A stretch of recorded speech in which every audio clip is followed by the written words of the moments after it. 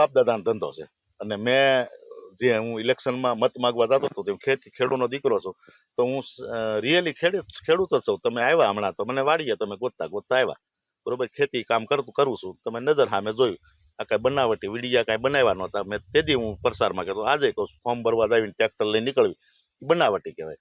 Really છે ને વાડીની અંદર આવવાનું શું કરું છું ને જોવો તો એ ખેડૂતનો દીકરો કહેવાય. આ ખેડૂત દીકરાને લાગે જ નહીં. મત માગવા જવું હોય પાર્ટીના કામ હોય તો રાત દિવસ દોડી લેવાનું અને ખેતીનું કામ હોય તો દોડી લેવાનું.